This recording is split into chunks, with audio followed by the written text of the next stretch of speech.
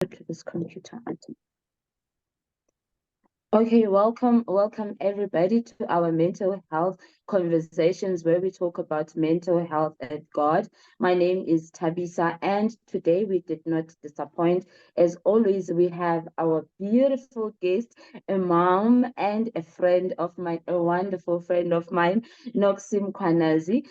Just to introduce you, a short bio. Noxy is a hardworking and dedicated mom, and she has a vast range of aesthetics skills. She also works well in monitoring in a motivated and environment, and has a passion for health and skincare. I think that is hence she is in the aesthetics industry. Noxy, welcome, and thank you so much for saying yes, my friend, to come and talk to us. Is this before or after I've been ambushed to come and talk to you guys? Hi, everyone. You are welcome, and it was a good ambush. I don't regret. I feel like it was long overdue, so welcome. Thank you. And you look amazing. You look amazing. Okay, so Noxy, today you will be talking to us about raising a boy child. So we're not going to waste any more time. We're just going to get right into it. You are a mom and you have raised a boy child by yourself, but please tell us more about this topic. Why are you passionate about this specific topic? For me, this is a very, as you know, we've had this conversation before, you and I. It's a very Mm, sensitive to me because now, looking at the stats as we speaking currently in South Africa, we have a lot mm, of of males that are committing suicide, yeah. and that's really concerning because at the end of the day, I believe that no one is born a rapist, no one is born a Mm-hmm. murderer, and so Mm, it's all about the environment and the upbringing of how mm, we raise our boy child. Because mm, now doing a lot of promotional work and campaigning about girls, but nothing is done mm, about, which is the main mm, thing that we are facing now, unfortunately. I mean, mm, raising a boy child, guys, it's very challenging. I'm not going to lie. mm, It's not, it's very challenging, especially if you're a single mom and mm, the father figure is not around and all of that. So you get to experience a lot of things along the way. mm, So son is 17. He's going to mhm, be here, but obviously, yes, it's 18. But it was not an easy journey. It was not an easy journey. I mean, we have our ups mm, and downs, fights, we cry together. But what I've done as a single mom, forgetting the fact that the father is not even present, he's not even around. So I've mm, tried a safe space for my child, whereby mm, he's my best friend. Can we talk mhm. about calling my clutch back? And so I go with him everywhere. And Yeah. I've that safe space in such a way that he cannot be scared to come and talk to me or discuss things with me. For me, Mm, it's important for like single moms or single daddies that are raising their kids to mm, have that mm, relationship mm, with kids because mm, unfortunately it's still a taboo in our black society because mm, now kids are raised in a way that they are possessed into this thing of saying, Gindota, I'm a man, I'm a mm, boy. mm, mm, Boys don't cry, boys can't be vulnerable. My mm, created for my son. I let him cry and I tell him, Nana, it's okay for you to cry. Boys do mm, cry. It's okay for you to be mm, vulnerable, because now, I mean, when you're raising a boy child and you giving them that mindset that they can't be crying and all of that, they carry a lot. They're mm, human. mm, Day. So they end up taking things inside and not discussing with anyone because they are afraid or they're mm. gonna be and all of that. So Yeah. we need to stop that. We need to stop that. We need to say it's okay for you to cry. We need to Mm, say boys can be vulnerable. Boys, it's mm, okay. Your child, mama's baby, whatever, whatever. I'm okay with that. For the fact that I yeah. know the relationship that I have with my child and he doesn't become scared Mm, to me about anything. So that's what mm, we need to realize because yeah, no, it's really difficult. It's really difficult out mm, there. I mean, as I said, Uguti girls have got all the resources, they've got all the support. So we need to also try and get a lot of campaigns to also educate about such things. And other parents can agree with me, because it's not easy, guys. It's really not easy. Wow. Wow. You're saying so many things. You're also mentioning single parenting.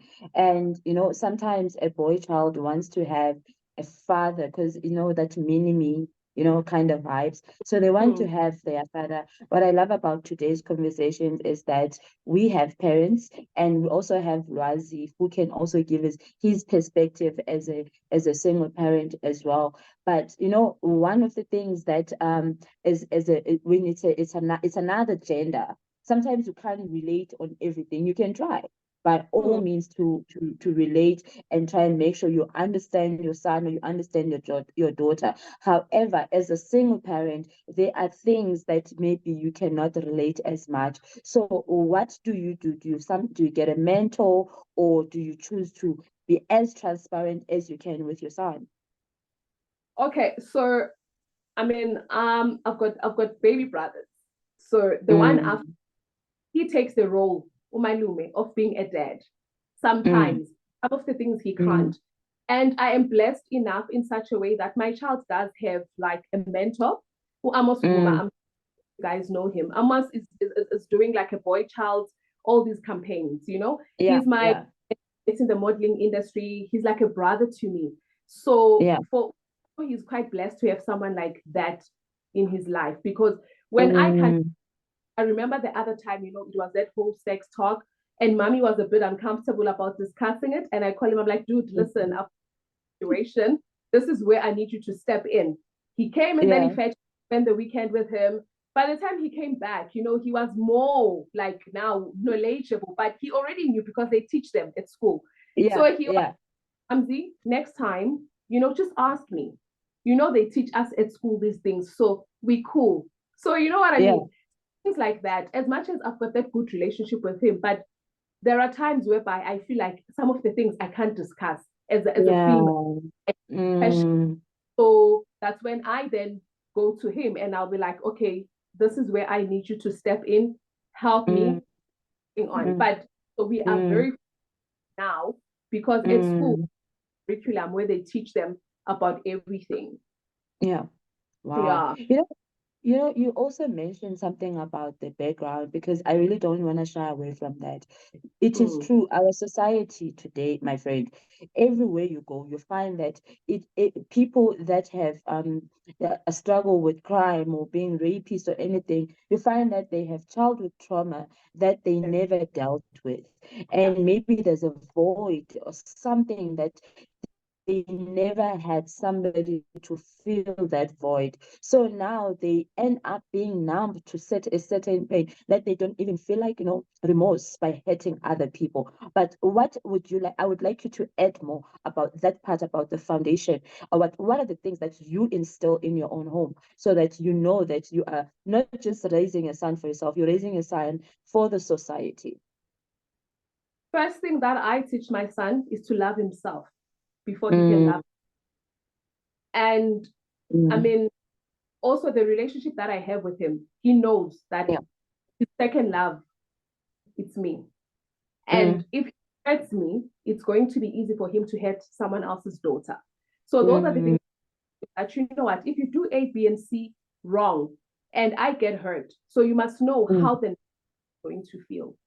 You teach kids at a young age. I mean, you teach them how to, as I said, to appreciate things and like to love themselves and to love the next person. I mean, if not all of us grew up in a privileged family background, but you also do that for your kids. You like by giving them the love, the unconditional love that as a parent you should, and you try to close that space that, you know what, your father is not around or whatever the case might be. As like appreciation, saying thank yous, and all of because like you need to teach these boys that they just need to be humble. And when you do that, it's difficult for them to hurt the next person. And that's what I'm replying with. I mean, I take him out for dates. You know that. I take him out to spend. I teach him how to love his mom. I teach him how to appreciate ladies. I mean, I was so touched on Women's Day from nowhere. He came and he woke me up with breakfast and flowers, little things like that, they count. And another thing that us as parents are the ones that are hurting and destroying our kids. You know, when you start shouting at your child, you stupid, you can't do this, you useless, you like your father. I don't use that.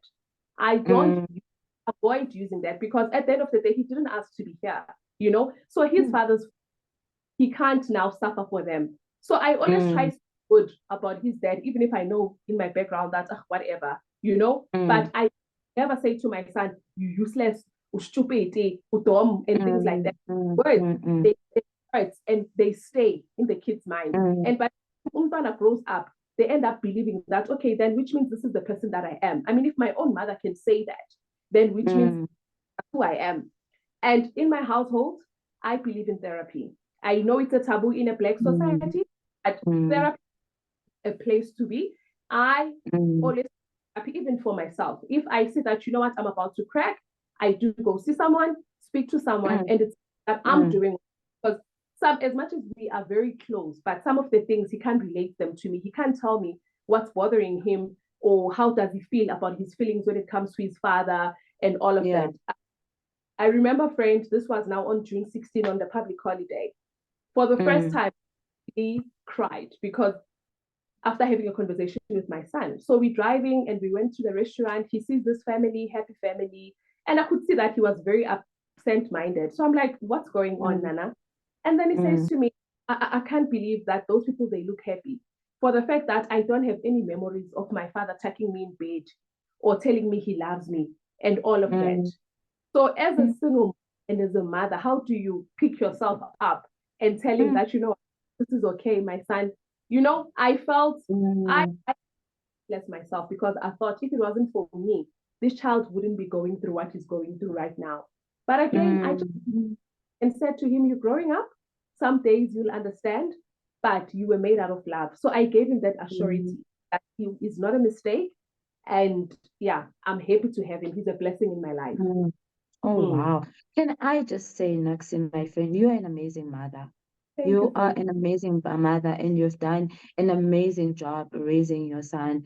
But, you know, like, I've seen your relationship, I've seen your relationship, and I'm like, wow, I wish one day to have a relationship like this with my kids. And for me, I was like, I'm so glad I have, for me, you're big sisters, big sisters from the pigeon. So I was so glad to just see that, because I was like, as much as for me, it's scary single parenting, because it's a new thing for me coming out of my divorce. But yet I'm like, oh my God, now I have these women in my life that I'm actually learning from.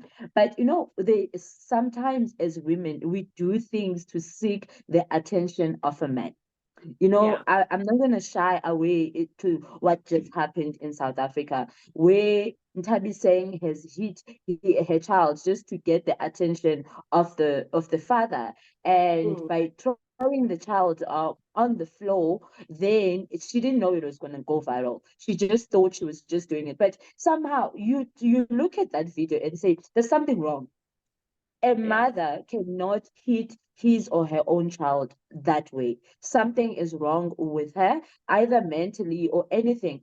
And also, now, as mothers, there's that anger, or how do you make sure that no matter how angry your ex makes you, because I'm sure it made you a bit angry to know that your son was hurt.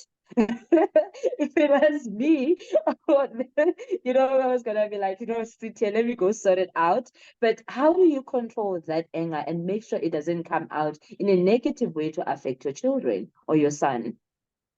You know, friend, if there's one person who makes me act out of character, is my baby daddy. Honestly, I can relate when Tabsing is coming from.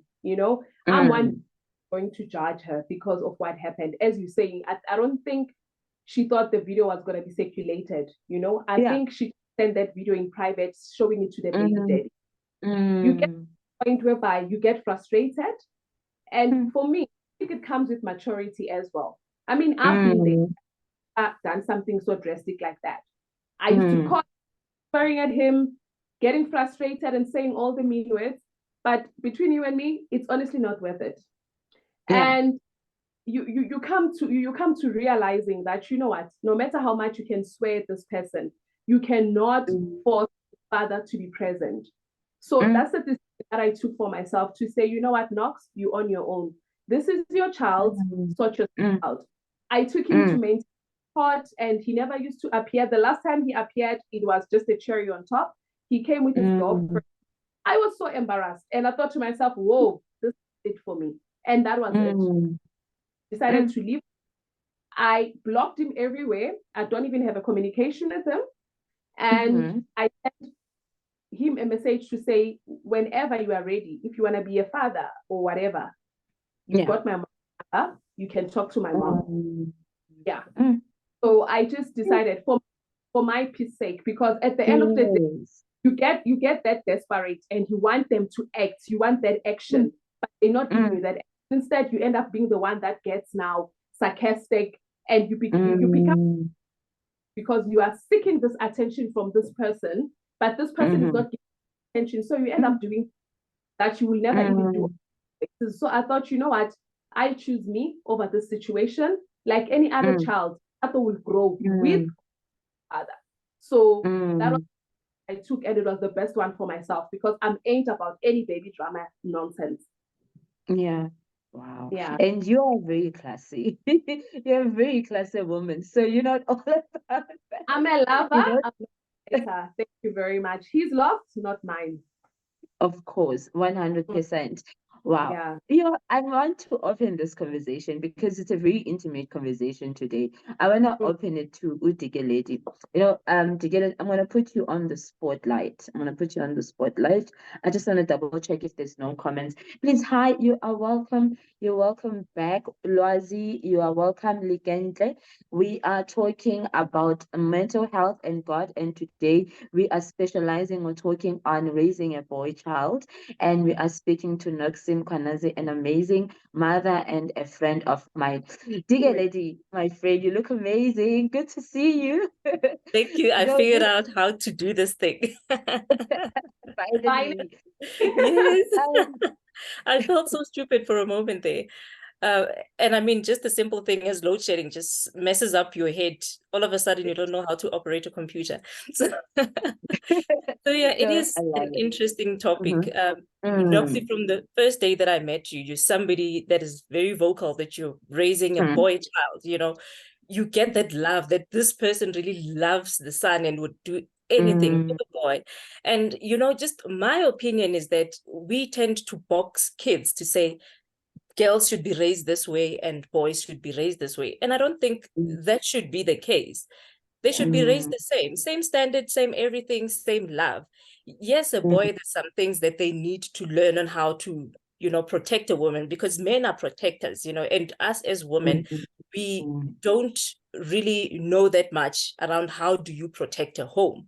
Yes, a woman, you know, they say, Bamba e king, what is this? A knife on the sharp end.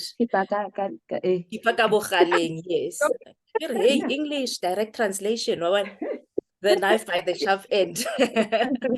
Yeah. But, you know, a woman, I think, would protect their child with their everything.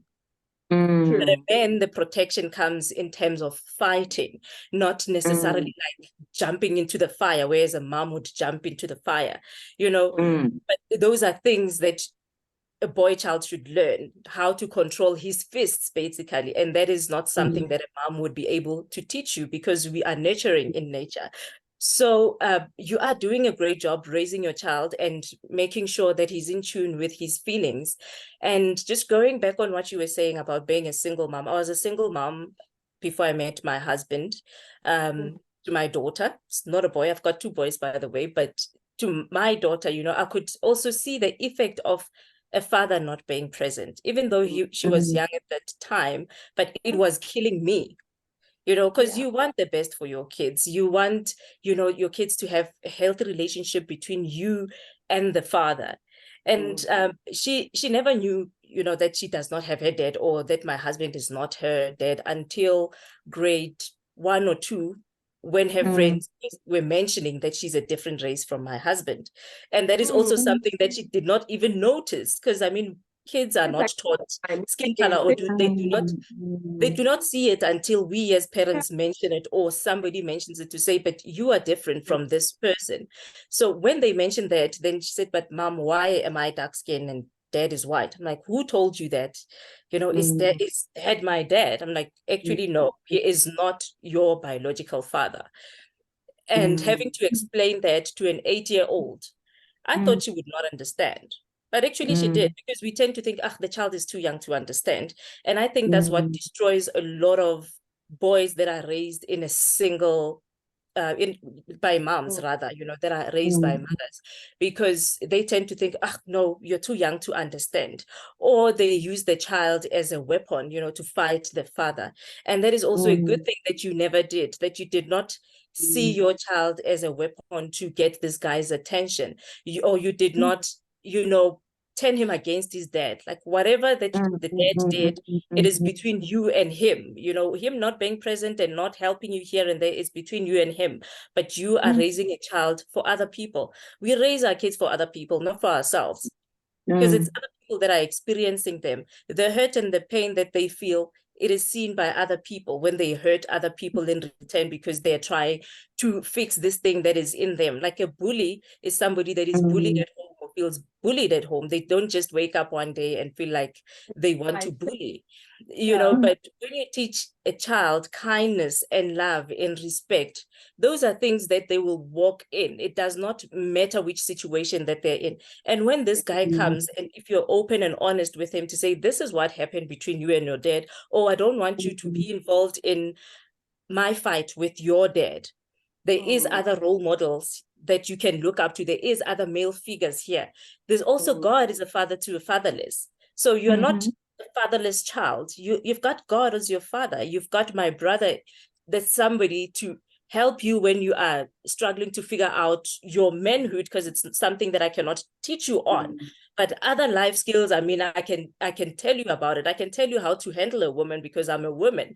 Because I mean, ultimately, you're going to want to be a husband to somebody who is better to teach you those lessons than me as a woman, because I know better, you know. But they also learn from what they see, how you your approach to life with other people. Are you somebody that is angry, that is also just saying negative things about this guy that was in your life? You know, I also love the video that you made the other day. I think you were walking funny and you're saying, my ex's girlfriend. And then you're saying, versus me. I'm like, oh, yes, girl. Queen. Just to show that you have healed. Like, it doesn't matter like what you are doing. I'm not focusing on you. I'm focusing on raising this child the right way and making sure that he's the best version of himself. And that's the best gift that you can give your child. Thank you, friend. Wow. Wow. Wow, that is amazing. You know, Digalete also touched on something very important, vulnerability. You know, you're right, and this is something that you spoke about, Noxy, that children are told not to be vulnerable and to be strong, especially in our culture. But you know, I wanna put Lwazi on the spotlight as somebody who grew up also here in South Africa, and also as a man, as in what are the things that you feel like we should make sure that we don't miss when we raise our boy children, that maybe from your generation, Lwazi, you guys were taught like this whole thing of saying a boy child must not cry, like they don't have feelings. I don't know if Lwazi can unmute your mic. Lwazi, are you available to speak? Okay, great. Good evening. Hi. Hello. Hi everyone. I'm actually in between trying to sort out the girls, my daughters. And when I heard my name, I thought, okay, let me let me run to the room and see what. Sorry? Sorry to disturb you. No, that's all right. That's all right. Sorry, what was the question? What is it you were asking about a boy child? The things Oh, that we were taught as yes. kids, or I don't think as a child there was much teaching in terms of being boys. And this is something that I always say, that I think growing up, girls were more um, uh, on training or in training than boys, you know, because with boys, as soon as you're able to run, well, I come from the villages, guys. As soon as you're able to run, you're gonna go after the cows. You're gonna go look after your grandpa's cows, sheep, goats, whatever, you know. And then when you go Egweluseni, that is to, you know, the cows for grazing, there you get into fights, you know. And the only thing that you're going to be learning is to stand up for yourself, especially if you don't have a big brother. So you are constantly having to, you know, you are trained to be a warrior, you know. And also to, when you get back home, you have certain certain tasks that are just for boys. Like, do we have all the cows in the kraal? Do we have, if you have gates, are the gates closed? You know, anything that has to do with protecting the home, you know. Um, but for me, luckily, because I spent, or I grew up living at my grand's, so there was that, you know, the things that I expected for boys to be doing, what I just mentioned earlier on. And also coming back from Egualuseni, you go fetch the water, you come back, you cook. So I learned all the stuff that, you know, is expected of girls to be doing as Lalin, you know. I know that there's also the thing of akho mntu ekuzothiwa ngumsebenzi wamantombazana, ngumsebenzi wamakhwenkwe, you know. But as Lalini, it so happens that the expectation is that anything that has to do with cows, it's boys. Anything that has to do with the kitchen, it's girls. But luckily, I got to be in the mix of that, both sides. Actually, boys as Lalini used to laugh at us, myself and my cousin, because after after coming back from Egoluseni, we would quickly go fetch water and siwathwala enhloko amanzi, you know. They even call us girls bakwamanzi. So I don't believe in the whole thing of a man or a boy must not cry. I would rather say, if you're not crying, but express yourself, because this is something that we lurk in. We, as men, we don't express ourselves as much as we should, and hence the suicide rates amongst men, because we just, you know, sit with this problem, and then we only see one way out, you know. But yeah, I've said a lot. The village boy is out. Yeah. Well, that is much. That was much. Thank you so much for that. You know, I want to bring it back to you, Noxy. Like you were saying, like Ulazi was saying, that they as boys are taught to protect and to take care of the family and all of that. But how do you then on your side incorporate that as a single mom and also as a mother to your son, to say, I want you to understand that as much as I am doing this for you, in the future, you, like Digaledi was saying, you'll be somebody's husband, and I want you to be able to protect and take care of your family and your children one day. How do you, you know, having those conversations? Because I know the conversation from you is going to be better than a conversation from even a mentor sometimes. Honestly, I love what Lwazi just said, because he just summed up everything that I was, you know. But I don't believe this whole thing of a man needs to be a man, and in order for one to protect their family, you need to fight. I can't remember my son or being called at school to say he was involved in a fight with someone. I mean, the way my son, we sit like adults and we talk about them. So he can be protective to whoever, but then I don't believe in him laying a hand on someone else, you know? So I always, you know what, just be a bigger person. I know your mates will laugh at you thinking you can't fight to Ibari, or you know what I mean? But it will work for him when he grows up, because that's where this thing, like, and then you get aggressive, especially if you come from an abusive family, you see your father doing, then you think it's okay. So I try as much as possible to tell him, fighting with other kids or using violence to sort out things, it doesn't work for me. There's other ways of resolving situations, which is communication. And if you feel the other kids are laughing at you at school, or you're feeling defeated, go call the teacher, do something, let them laugh at you. But sometimes it's okay for one to pretend to be a fool just to try and avoid such things.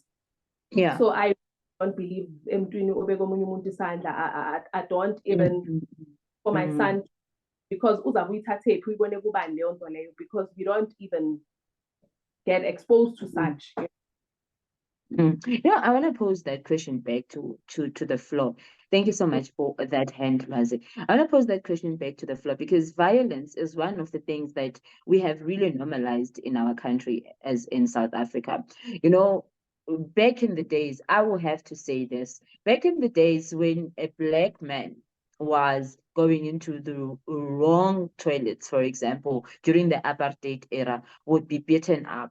There was violence. Apartheid was about violence. You know, you become a snitch, they beat you up. Even if you become a snitch, a black man will beat another black man and bend them up. So violence during the apartheid season was the language. And that violence, it came into our generation, because if you grew up in our generation, we were beaten up a lot at school. We were beaten up by our parents. That violence, it was anger somehow that translated to, or that was transferred to our parents to say, when you are wrong, we beat you up. And now I love that we are becoming a generation that says that, you know what, I don't beat my kids. You know, I was beaten up as a child, but I'm learning. I'm saying, you know what, I don't want to beat up my kids. And I want to learn other ways of teaching them what is wrong without violence. Now, I want to pose this question back to you, Lwazi, because we can see what's happening. This domestic, this gender-based violence, domestic violence happening in our country, and people think the first solution that they want to do when there's a problem or there's an argument is to raise a hand. You know, what do you have to say about that?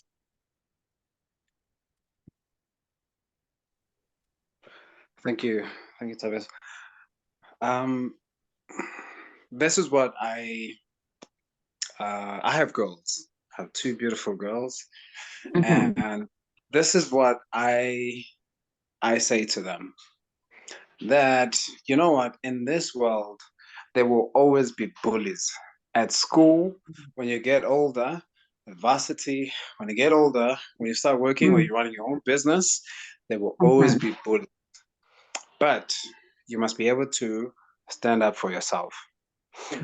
You must be able to say, like at school, for example, if you see that there's this person that is bullying you, however way that you don't like, you know, let's say, you know, this bully is punching you or whatever, tell them, I don't like what you're doing. And if you continue, I'm going to tell the teacher. You continue, you go tell the teacher.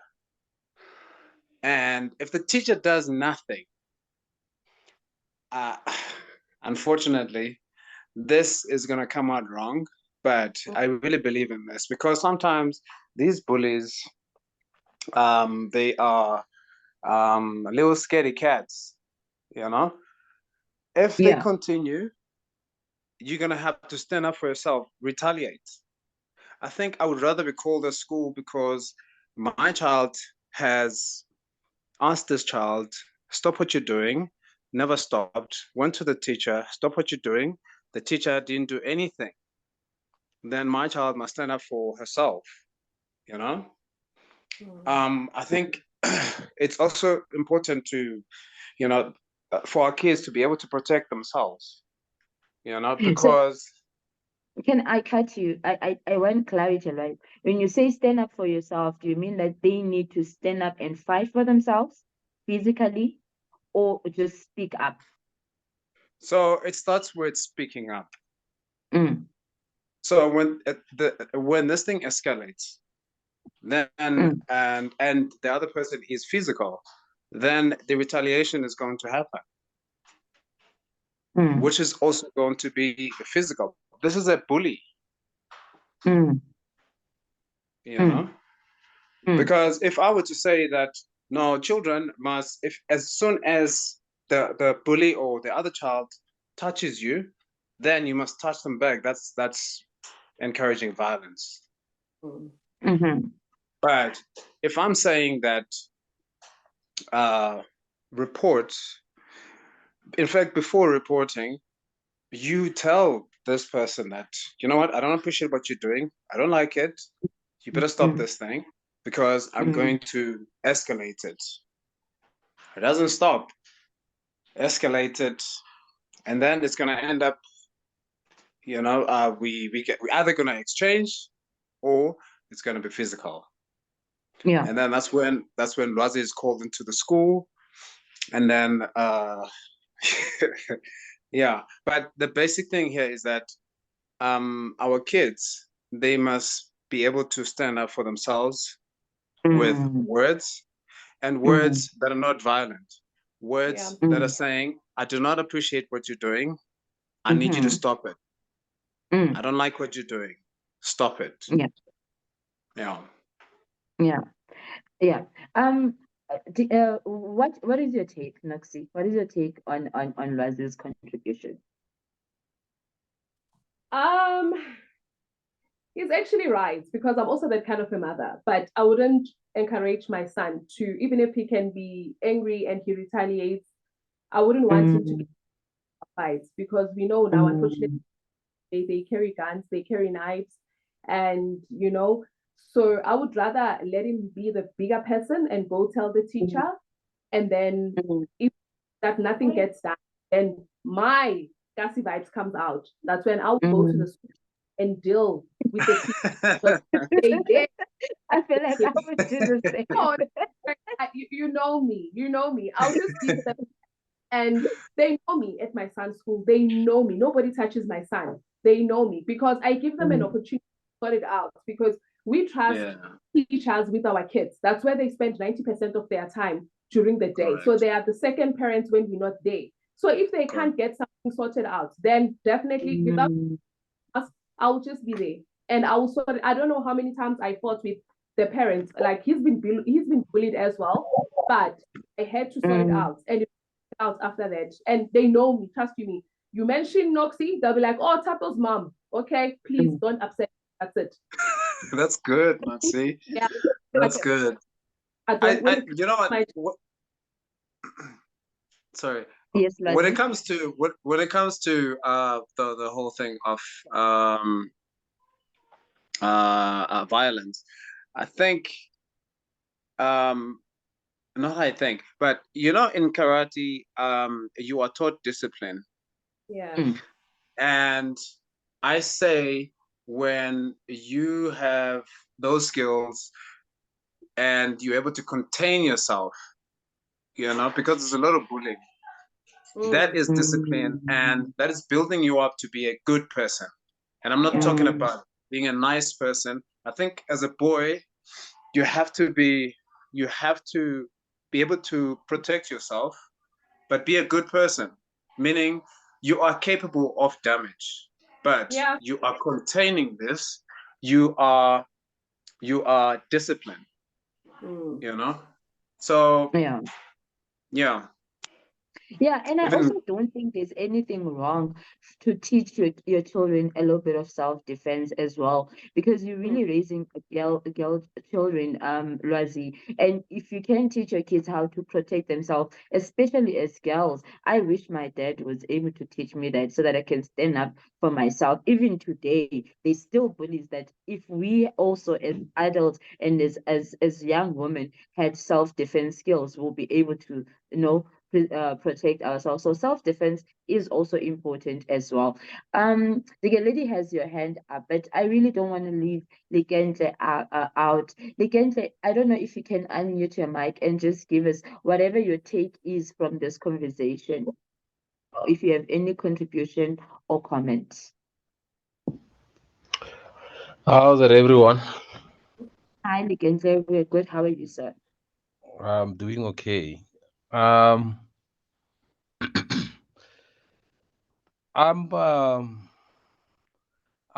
my view is more non-violence, closer to it than it's like pacifist, close to it.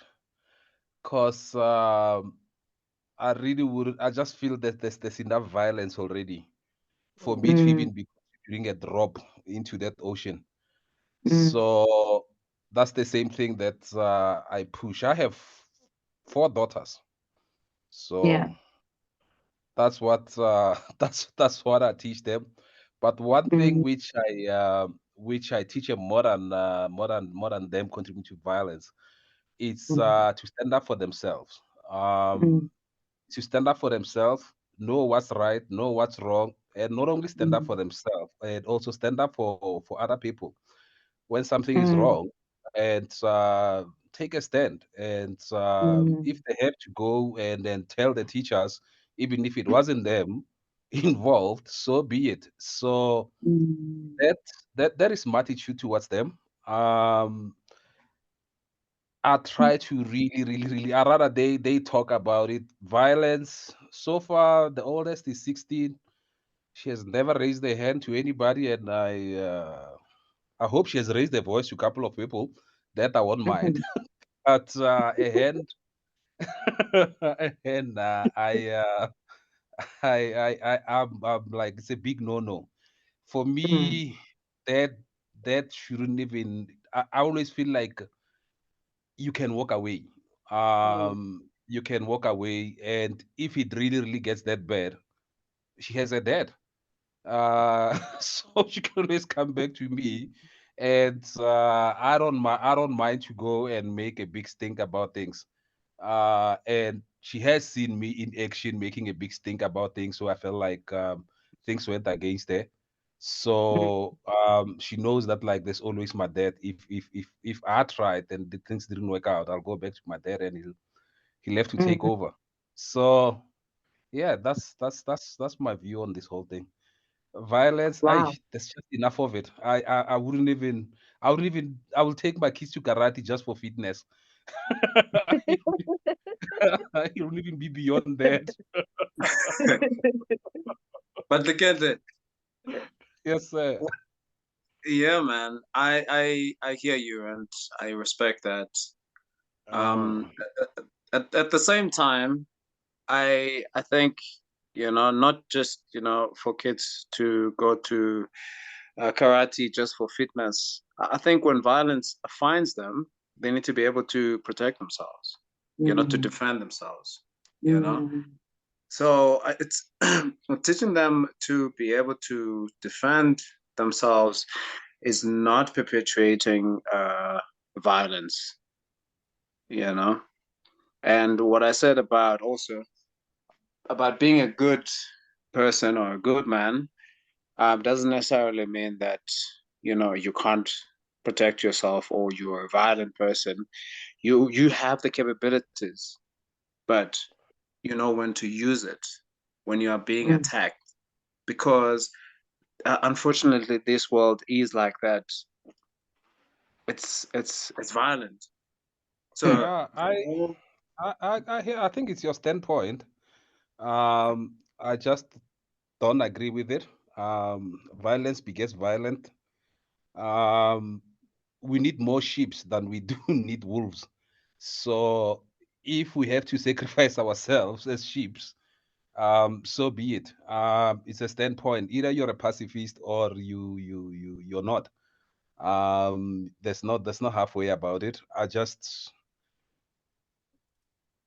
If you have to die for what you stand for, so be it. Die for what you stand for. That's it. It might look like it's naive, but so be it. That's what you stand for. If you stand for non-violence, you say there's no violence, there's no whatever. I've just seen so much violence, man. I just don't want to really find myself being contributing to it. There's just been enough of it. And yes, the world is not safe. I agree. The world is violent, but there's still a lot of it that is not violent. My kids, for example, none of them like I told you, the oldest is 16. That means 16 years of her not really being exposed to violence. So there's still that not even a pocket, it's a big part of it, man. There's usually few bad apples. Quite honestly, there's more good than few bad. And what I've seen with violence, if I were to go and be violent, like I always say, there's a difference between abuse and a fight. So if you're being hit and you're not hitting back, you're being abused. If you're hit and you're hitting back, that's a fight. We might say yes, one is justified because it's self-violence, but that's a fight. So you choose. And I think if the standpoint for me and my kids, that's what I usually teach them. If a standpoint is that we're gonna be pacifist, then we're gonna be pacifist. If we have to die or sacrifice ourselves for that being pacifist, that's the principle we stick to. That's my. Thank you. I love that. I love that. I love that, Ligenze. So you stand up for the truth and you stand up for what you believe in, no matter what, if I'm correct. Yep, that's it. Yeah, right. And Lwazi is saying, teach your children a little bit of self-defense because it is not an easy world out there. There is still police. Am I correct, Lwazi? Yes, that is correct, Tabisa. All right. I think we should be able to defend ourselves. Being able to defend yourself doesn't necessarily that mean that you are starting a fight. It's protecting yourself. That's why you have security companies. You have your house guarded. You have your alarm in your car. You have, all of those things. Those are defense mechanism. You use a computer, it has an antivirus. Doesn't mean that, you are attacking other people. But Okay. yeah. So we will leave this. We'll leave this video will be available on YouTube. So we'll leave this also for the ones that will be watching the video to just share on the comments. What are your views on should we stick to no violence or should we just teach them self-defense? It does not mean that it is violence. But I don't want to shy away. I don't want to shy away. I'm going to throw this back to our beautiful guest. What is your take? Because we have two men and they are saying no violence and the other one is saying it's not violence, it's just self-defense. What is your opinion, my friend? Okay, friend, I'm still sticking to what I said at the end of the day. Yeah. In my son laying a hand on someone else, it's a choice. You can choose to engage in a fight or just to walk away. That's why then I'll step in, but he needs to walk away. Then I'll step in. That's it. Wow. Okay, dear lady, your hand was up. Please unmute your mic. Let us hear your views on this topic. Yeah, I agree with everyone. I just want to share how I deal with this in my household because I've got two boys and a 16-year-old daughter as well. My 16-year-old daughter also has never been in a fight like this. So what I say to my kids is that it is only a fight when you fight back. If you don't fight back, then it's not a fight. Like, yes, it might sound like you're basically saying that your child must take on the bullying, but that's not where it stops. When somebody hits you and you don't hit back, it is difficult for them to throw another punch because, I mean, they look stupid. And one thing about a bully is that they don't want to look stupid, and they always attack in a group because they want to be feared, they want to be seen. Because the whole point of being a bully, it is so that everyone else in the vicinity is scared of you. They see you as boss, as owning the territory. So you not fighting back does not mean that's where it stops. So you're not fighting back, but you go and report, or you go and speak up, or you speak up, because speaking up is very important. And one thing I say to my kids whenever they would come back to say, so and so hit me, I'm not quick to go and solve their problem, because it's their problem. Because remember, we are teaching them life skills. So if I am quick to go and fight with the parent of this child or go confront a teacher, I am taking away an opportunity for my child to have, like, to come up with a solution. So instead, I'm saying, yes, it was good of you to stand up and say this and that, or go and tell the teacher. But since the teacher's not doing anything about it, what do you think we must do next? So let it be the child that says, can you please go and speak to the teacher? So when you're going there like to empower your child because your child asked you to, not as you reacting to the problem. You went, can you please answer this?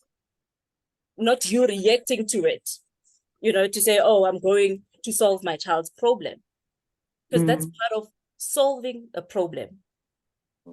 So let it be your child that says, Mommy, can you please go and speak to my teacher because my teacher is not doing anything. And you speak up when a bully is doing anything to anybody, not just you. When they're bullying someone else, you speak up.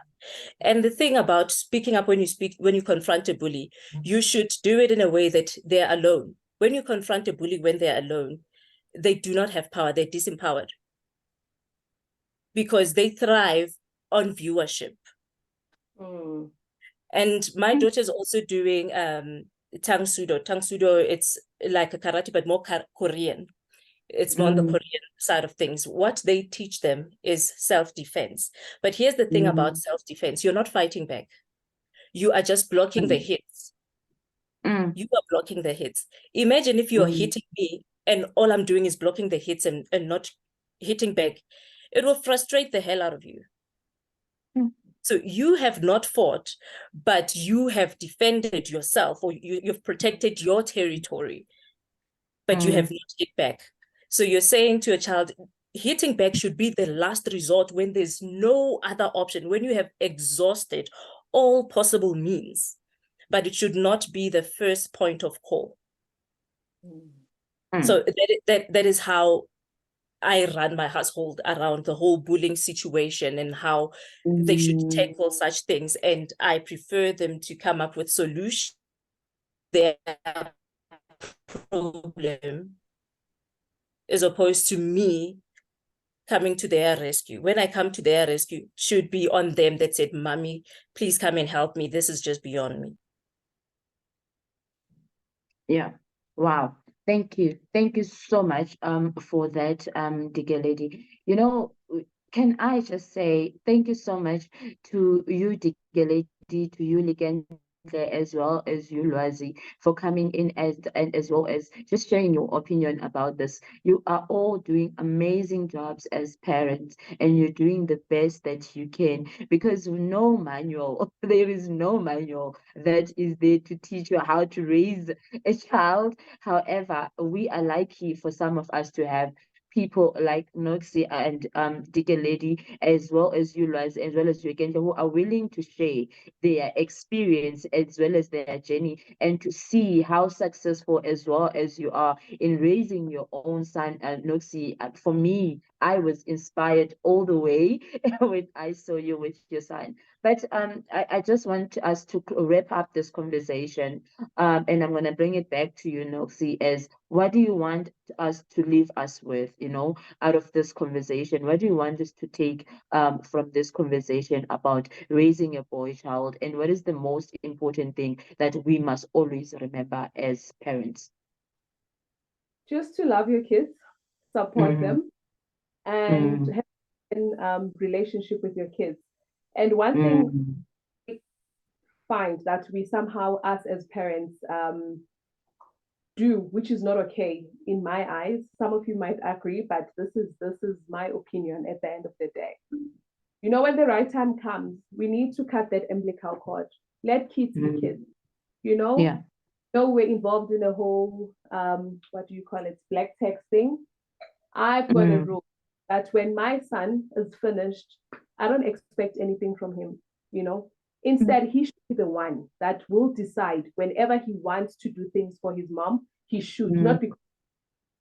So that's another thing that destroys kids, because you are raising this child, and then at the end of the day, Noxy, I will expect that, okay, because Tato, I took him to school, I clothed him, I did A, B, C, and D. Now it's his.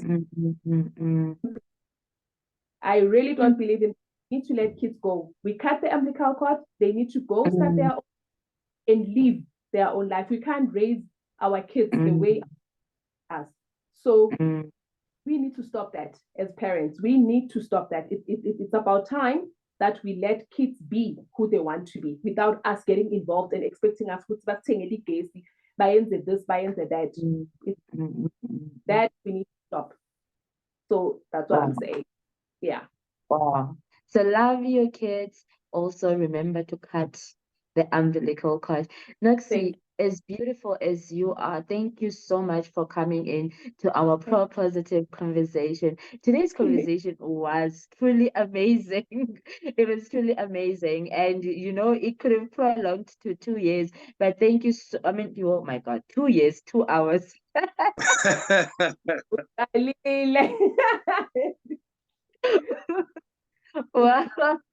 Well, that means we're still going to be here in the next 2 years on this conversation. So maybe that's just a word out there to the universe. But yeah, we could have been a 2 hours conversation if we wanted to, because it was just flowing. It was amazing. Thank you so much, Noxy, for saying yes and for joining us and for sharing your journey as well as your amazing story. And I do want to say this once again: you are doing an amazing job, and you're an amazing mom. And all of us here, I feel like we were handpicked to come in here and talk about this. We had different views, but we are all doing amazing job. And may God just continue to give us wisdom, to give us understanding, and to know to raise our children the way that God wants us to raise them for the society. Because that's one of the things that we said, that we're not raising these kids for ourselves, we're raising them for the society. Ladies and gentlemen, thank you so much and have a wonderful evening. Good night. Bye, Tab. Bye, everyone. Thank you. Cheers. Thank you. Bye. Cheers, Bye, Noxy. Thank you everyone. so much for your contributions.